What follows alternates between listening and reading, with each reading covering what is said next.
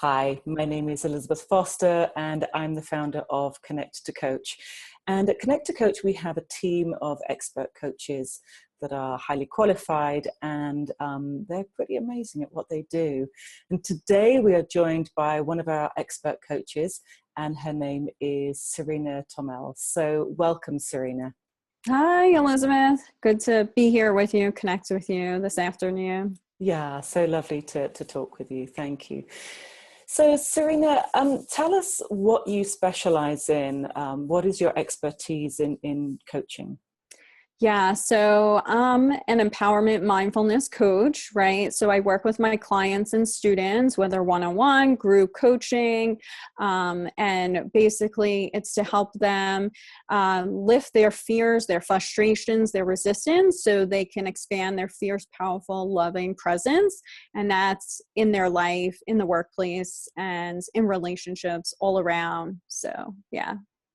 That sounds like an amazing array of ways that you can help someone. I love the fact that you talk about empowerment and mindfulness, because I think those are two very key areas that are so important to really support someone to go further in their life, whether that's their professional life or their personal life. Yes, for sure. Definitely. It's about doing the inner work so that we feel we can rise above whatever the challenges are that's in our life right now, or whatever may come up in the future. So, and it can feel like we're out of our comfort zone and all of that. But when we know to rely on our inner self, we rise above and we can overcome so much and bring in what we really want to call into our life. Yes. It's funny, you talk about our inner self, and I can imagine a lot of people, could you go into a little bit more detail about, what is our inner self and how do we bring that inner self out to support us? Yeah. So our inner self is, I would say it's, our inner thoughts, right? Our fears, our frustrations, our doubts, our confidence level, right? So it's all that inner work. It's the stories that we tell ourselves, right? Whether they're supporting us or maybe not supporting us, right? And what we need to accomplish or how we want to move forward, the stories of our past relationships, the stories of whatever challenges we had in the workplace, just all around. So it's the fears, the doubts, the frustrations, the confidence, and the inner stories. I mean, all of that is your inner self. Yeah. Wow, that's great. Yeah, and I can imagine that's as I say, so powerful in really supporting people to make those shifts, because if we've got those stories limiting us and blocking us, then that's going to be a real struggle in moving forward and actually achieving what we want to achieve. Yes, for sure. And a lot of times, sometimes we don't even know that story is blocking us. Sometimes we're just so caught up in our day to day and so caught up in our patterns that we don't even realize that the story is what is blocking us until perhaps we are working with a coach one-on-one. And that's when we start to see, and they start to call things out for us and patterns and all of that. Yeah. Wow. So I'm always curious as to what actually leads a coach to become a coach. So tell us your coaching story. Yeah. So I have a little bit of a background, of course, in corporate, right? So I've been working in corporate for over 16 years now, right? In the HR side. And so as an internal coach in that respect. But then also I have this crisis counseling background that I did years prior. And so that it just became a natural progression to go from crisis counseling to employee relations in the workplace, and then moving into becoming a coach. And so I my program that I completed for coaching goes back 10 years ago. And it was a natural progression. It felt like an intuitive calling. It felt like the next step in my career to really want to empower. I've always wanted to empower others and help people get through their, whatever challenges or obstacles they have in front of them. So that's always been my calling. And so it's just appeared in different ways in different types of roles for me. Yeah. Wow, that's fascinating, and it sounds like you've been doing it a long time, and I think that's very important with a coach as well, because they bring their experiences to the table, and they can really relate to their clients with what they're going through. So speaking of clients, I mean, and we talked about mindfulness and empowerment, which I can imagine everybody would benefit from having more empowerment and having more, and having that state of a balanced mindfulness. But just tell us, who's the kind of client that you work with, and who would actually benefit from working with you? So there's definitely two groups of people that would benefit from working with me. Of course, it's the corporate professionals. I've worked with all levels, right, in the workplace. And then you have the group of single women who are from 20 to 40, right? And they're looking to live more intentionally. They're looking to add more adventure into their life. They're looking to travel fearlessly, and not wait around for the husband to show up. And because I was that woman, right? Because at age 30, I ended a 7-year relationship that I was practically engaged to that person. We weren't moving forward, and with the wedding plans. And so I had to step away from that and figure out how to move forward. And so part of it was I learned to love something I hated, which was running. And that shifted me in a lot of ways. And I started going on dating marathons, and but then because I wanted to find the person that I wanted to be with, and I was not traveling for like the first year that I was single. And I realized there was some point I had a professor saying to me, don't wait for him to show up to, take that trip that you want to take. And so that clicked for me, and I realized that I didn't need to wait for him. And so I found ways to travel solo. I found ways to go on group tours, and I would meet everybody there. And that's how I learned to become more adventurous and move past fears and not wait around for him to show up to live my life. So that was a big shift for me. And so really teaching women to do the same and not hold on to that attachment of when he's going to show up, but still keeping an open heart, and know that and release that time frame, surrendering the how and when he's going to show up. So, but live your life in a meaningful way, in a way that brings you joy. So in the meantime, right, having meaningful connections with other people in your life. So you talk about when you're working with these different clients, and I'm kind of curious about what your program actually looks like. I mean, what is it when you actually, how do you start off with them, and what do you do with them? And is there a difference between working with the mindfulness area versus working with the empowerment area, or are they intertwined? How does that work? Yeah. So, I mean, they kind of both go together, right? And it's, working one-on-one, it could be a matter of mindfulness practices, could be sharing a particular mantra that resonates, that comes to me sometimes intuitively for that particular person, right? Especially when I'm dealing with associates in the workplace, and maybe it's performance concerns that they have, and they're going through a challenging time, and they're so caught up in it, say. And so one time I came up with this mantra for that person, and it was, I have a job, I have a plan, I just need to execute the plan. And so whenever they got caught up in the story that they were worried about their job, I encourage them to go back to that mantra, to shift them out of the anxiety, so that they can focus on their job and show up and prove to their management that they can do what they need to do, and they can move past whatever challenge they had in the past. right? So that's just one approach. Mantras, obviously meditation, mindfulness practices, right? So usually that's in group settings, but it can be done one-on-one, teaching them a quick, mindfulness breathing type of practice. I have a Kundalini background. I was trained through my mentor. And so I bring that into usually group settings. And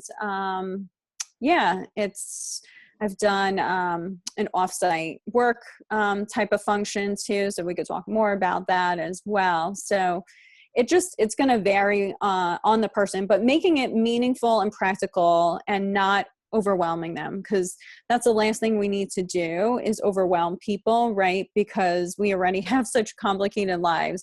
And so even I, in my own, meditation, mindfulness, prayer practice, I make it simple, right? And it might change, daily. It might be one thing Monday through Friday and something different Saturday and Sunday because your schedule is changing, right? So, and sometimes I'm doing a practice for 40 days and sometimes I'm doing it for 90 days and it's the same meditation straight through. So that's usually what we do for like Kundalini meditations, but it doesn't have to be that way. And it's going to vary person to person. Yeah. It sounds fascinating. And I love the idea of using mantras. I think they're so powerful. And the mantras that you use obviously are very specific to the person and what they're going through. And I can see that how the power in them. I mean, I have a job, I have a plan, all I need to do is execute it. It's just, it's very, very simple and reassuring to that person. So I love that idea. Yeah, for sure. I mean, I've always been bringing in the mindfulness practice into the workplace. Whatever mentor I've been studying under, I bring it into the workplace, working with my clients, my corporate clients, right? Associates. And, and sometimes even saying to them, like, you need to forgive yourself. Like you made a mistake, like you need to forgive yourself. And so that they can move forward because that's blocking them. And so that sounds kind of funny to say in the workplace, but that's just what came up intuitively for me, knowing that's what the client needed to hear at that time and I really connected with them. And I could see the tears in his eyes when I said that to him because it was so true. So, yeah. Wow. That's incredible. So maybe you would be kind enough to share what are some of the results of working with some of your clients, so that the people that are actually watching this can get a real idea of what to expect through working with you. Yeah. So I work with them to really elevate themselves in terms of, showing up differently in their relationships, whether in the workplace or not, communication, conflict resolution, empowerment, embracing change, working through the fears, the resistance. So in those different ways, right? And, so supporting them in that way so that they can really show up and take their career or their relationship or ventures or wellness to the next level, right? And also learning how to set boundaries. That's a huge one for people, right? And learning to trust yourself and set boundaries. I know that's been a big one for me.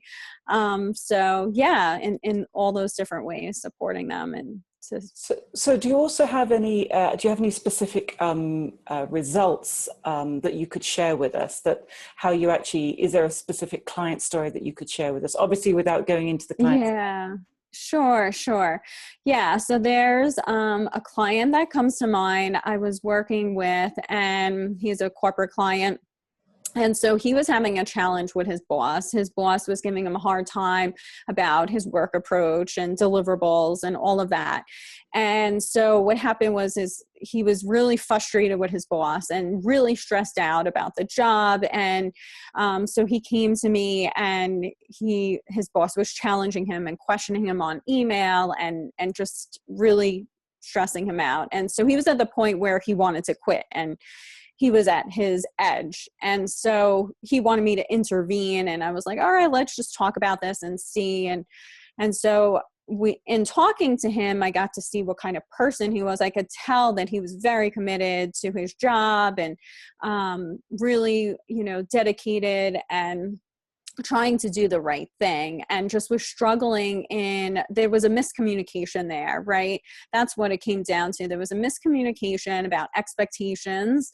And so in speaking with him, I encouraged him to take this authentic approach where he would go back to his boss, and he overreacted out of stress to his boss's request, and to go back to his boss and to actually come from a place of, apologizing and saying, oh, I'm, sorry, I just want to let you know I overreacted to that. And, I feel like there's been tension between you and I want to see how we can work together and move forward.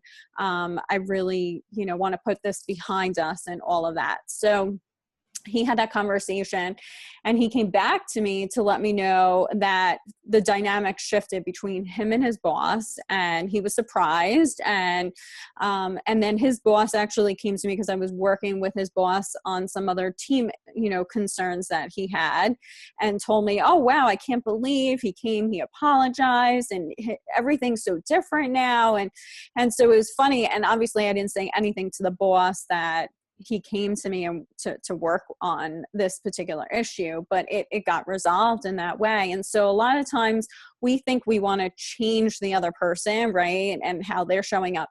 And really what we need to do is work on changing our approach, right? And how we show up, and that will shift the dynamic. And it's very, very powerful when we do that. So.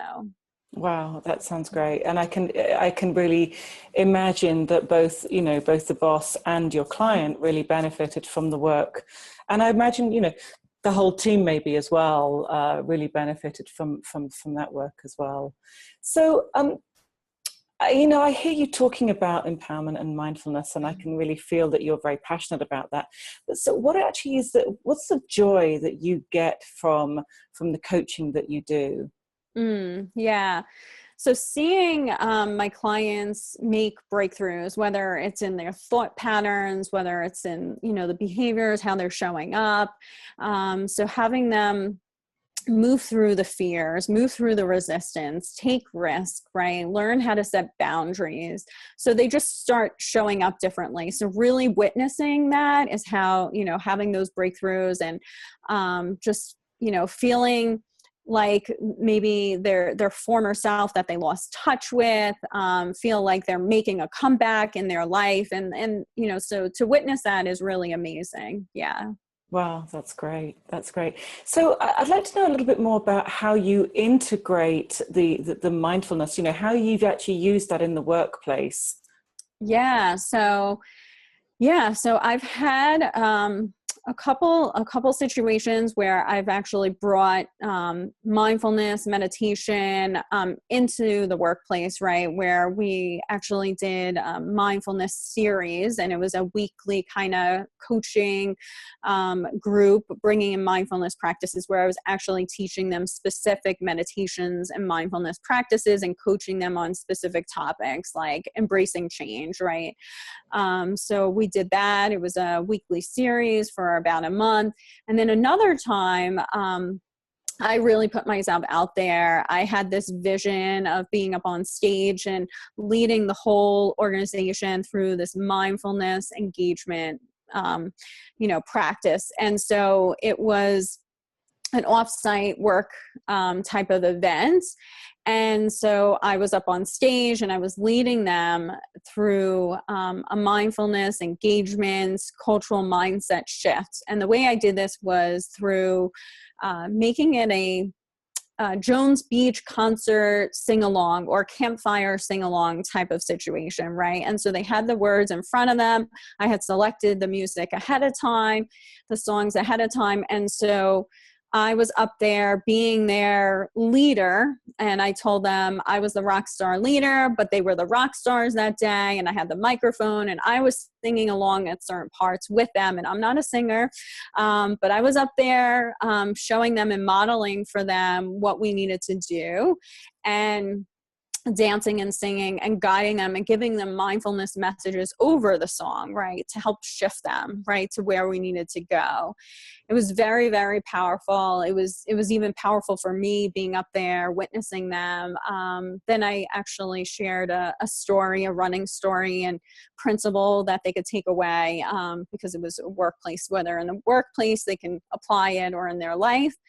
And then we did a second song. And for the second song, it was really amazing. They really got into it and they took out their cell phones and they were, using it with the flashlight. It was like as if they were at Jones Beach. They were so into it. And they just, numerous people came up to me afterwards, and the site leadership came up to me afterwards praising me and saying, how courageous I was, what a role model I was, and requests to do it again the next year when we have this offsite. So they really, really loved it. They really appreciated it. It's something that was very progressive. It hadn't been done before. And I took a risk and I believed people were going to sing, and they did. And so it was really a lot of fun and very empowering overall, right? So. It sounds great fun. I can imagine this room full of corporate people in their suits or whatever, just like, okay, we're gonna get out our cell phones. Yeah, I mean, it was great. It was, it was the leadership team doing that, and it was, the associates that work on, the production floor. It was all levels taking out their cell phones. It was amazing. So it sounds fun. So I mean, people can people can actually work with you on a one-on-one way, but how else could they work with you? Yeah. So I also, as I mentioned, I'll do from time to time, several times a year, I'll have group coaching, mindfulness, meditation type of group coaching. So that's another way if somebody maybe couldn't do one-on-one right now, or they wanted to experience the group coaching, which is really powerful when you do that.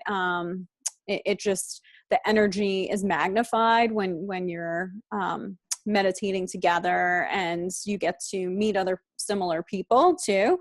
And then also in the corporate place, right? So being a speaker or leading some kind of mindfulness, cultural mindset type of shift in the workplace, whether it's a team building type of activity, engagement, that sort of thing. So, yeah. It sounds great. I like the idea of group work as well. I think it's incredibly powerful. Yeah. So, Sarina, tell me, what do you do outside of work to balance your life? Yeah, so that's very important. So yes, a big runner, as we talked about, though more in the, warmer months, right? Spring to fall. But I'm always working out. So I'm also into CrossFit. I got into that a couple of years ago. And also I practice yoga. That I started a year after I got into running. And so all of that, prayer, meditation, I have a regular practice. Sometimes it changes up, but a regular practice, that's important. And cooking, dancing, because that's also meditative, right? Cooking, even if you're only doing it on the weekend and you're cooking just even a pot of soup, that can be very mindful, meditative, and just brings you into a place of joy. And just turn on music and, have a dance party, and you just feel like it shifts you. Music shifts you in a matter of moments. So whenever I'm in a bad mood, turn on the music, dance, for a song, and it could totally shift my mood in a matter of moments. So, yeah. It sounds great. I like that idea. And I'm a great cook as well. So I agree with you. I think cooking can be very meditative and fun as well. So, so we're in the world of coaching, you and I, and you are a coach, and coaching is all about goals. So tell me a little bit about your personal goals. What are your goals and ambitions? Yeah. So, yeah, I've always been a very goal-oriented person. I've always, for the longest time, since probably a young girl, I've always desired to become an author, a published author, right? And so I thought I was going to be a self-help memoir kind of author. It shifted. Maybe at some point I'll write a self-help type of book, but right now it's going to be a memoir, and it'll be about my story, about how I learned to love something I hated, and then which was running. That allowed me to take risks, live more intentionally, travel the world fearlessly. And then it's also going to go into how I went into this dark place, right? How I had this health crisis and how I came out of it. And so there's that story, which I never thought I would write about that, but I feel called to because I feel like that will heal me even on a deeper level and heal other people who may be struggling in a similar way, who can relate, even if it's not the same thing, but in some way or another. But it definitely, the health crisis brought me into a depression. And so I needed the meditation and the prayer to shift me out of it. So I know that it works on that level. It's not just about a bad mood or, manifesting and all of that. It's, it's even when you are feeling good, you want to keep your practice. So it really does serve you and support you. And so that's really important. So yeah, definitely becoming an author. And the other piece that is still really important to me is finding my partner that I would share my life with, right? So that's still really important, and creating that family, which now I've released my attachment of how that would be, how it would look like. So I surrendered the when and how of that. And so I'm open to what that will look like, whether I'm a stepmother, whether I have one child with this person who maybe has other children, whether I adopt, so I know I have children in my life right now, and those are the kids of my friends. And so they bring me joy and bring me into the present moment. And so that fills my heart right now, though I still, would love to have that for myself as well. Yeah. Yeah, that's so important for us to have a partner in our life to share everything with, and I love the idea about the book. That sounds great. Yeah. So I'm always curious about who people admire. Mm-hmm. So tell me who you admire and why do you admire them? Okay. Yeah. So Oprah for sure. I would watch her talk show for years and years, right? And definitely because her wisdom and because of her compassion and how she her heart, right? How she helped people and she showed up and the experts she would bring on. And so that would lift me up in a powerful way and shift my mood. So I definitely admire that and, hope that the work that I'm doing, speaking, writing, coaching will have such an impact on others too, right? Whether it's a few people or, tens and thousands of people, right? So, just being able to empower others and, just move people in a powerful way, that way to lift them up and, their life. Yeah. I can see that. And it's interesting, I think Oprah is a great role model, and certainly a huge changer in the world. And for you, if you could change one thing in the world, what would that be? Yeah, so that's such a great question. There's a few things I have to say about that. And so one thing that comes to mind is having people really become self-advocates for themselves, right? I would really love to see that for them, like in terms of their health, right? Because sometimes we give our power away, right? In that respect, we think the specialist has all the answers. And I've been in that position where I had to tell the specialist, no, I don't agree. There's got to be another way. And so I knew intuitively that it wasn't right because I felt my body very restricted in that moment. And so we need to realize our body is telling us messages. And so really to tune into that. And so when we feel really restrictive, that means something's not right. And when we feel open and expansive, that means we're onto something, that's the right path. And so really paying attention to that and being guided in that way. So that's really important. And the other piece I would say is to see the healthcare, the medical, the dental professionals, the other specialists out there, right?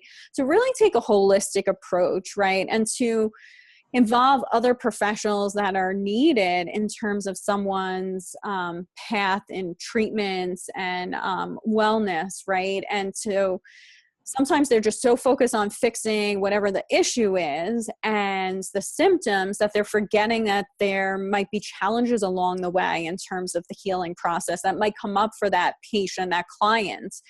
And when we, neglect to see that, it causes a lot of hardship for the client, for the patients, which can lead to depression, they might feel traumatized by things that they have to go through. I know I had that experience.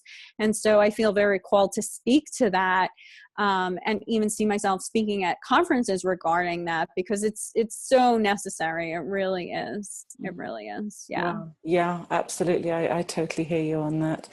Sarina, we could carry on talking for a long time. I'm fascinated about what you do, and I love the idea about you taking mindfulness into the corporations, because I think it's so needed. And if you can make that change at that core corporate level, it would have a huge impact on the world. So I think that's just wonderful, really excellent.